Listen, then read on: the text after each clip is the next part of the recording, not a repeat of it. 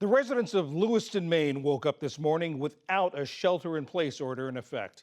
Now that the suspected gunman has been found dead, the city can focus on coming together to mourn, to support each other, and to try to start to heal.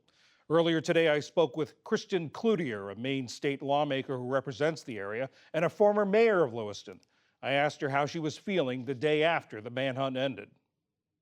A sense of relief that the person that, perpetrated this awful act of violence is no longer at large. And a sense of relief that I think we now get to be together to mourn the loss of those lives in our community. But also, this is sort of just the beginning, I think, in terms of healing and, trying to get ourselves past past the horror of this. And that is sort of where the work begins. I'd like to ask you because I think so many people, this is the first time, maybe the first time they're hearing about Lewiston, Maine. How would you describe it to people? What do you want people to know about Lewiston beyond this incident? So I grew up here, and I'm raising my own family here. It's a place that I left and then came back to. It is gritty, so it's a very genuine community. We have a very elite liberal arts institution here, but it is definitely not a college town. I think that because of the grit of this place, it's an old mill town that's been partially revitalized, and it's very New England. And so we call Maine a small town. Lewiston is truly that. And everyone here knows each other. In times like this, I've never lived in a place that really sort of comes together and works as a community to sort of rebuild. And because, as you say, it's a very small town, everyone seems to know each other. I would imagine the impact of this is so much greater that everyone either has a direct connection or knows someone who has a direct connection. Talk a little bit about that, about how it's affected the community. And I think there was a lot of uncertainty because the names of the victims hadn't been released. Once they started releasing names, I feel like there was this additional rush of emotion because people were connecting themselves with folks.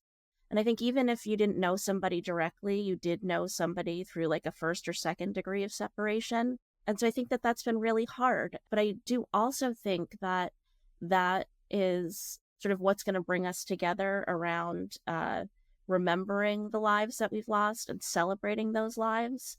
So there's a lot of grief here, but I think that there will also be a lot of celebration in remembering those folks. You talk about the trying to come together to heal. What sorts of ways would you like to see the people of Lewiston come out to support the families of those who died, support the wounded, and quite frankly, support each other?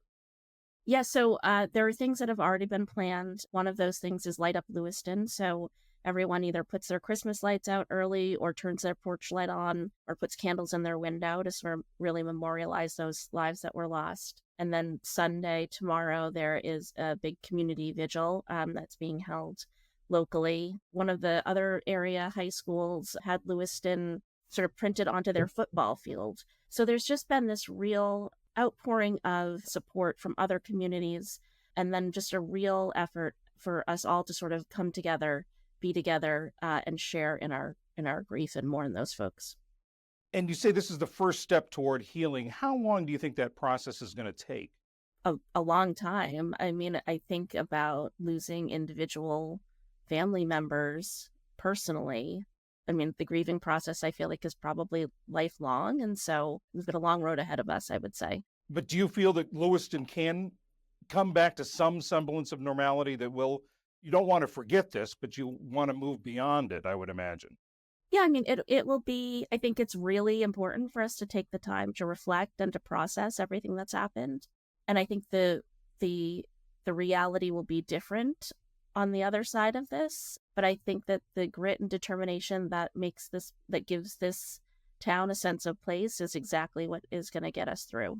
State Representative and former Lewiston Mayor Kristen Cloutier, thank you very much, and our condolences to you and everyone in Lewiston for this horrific loss. Thank you.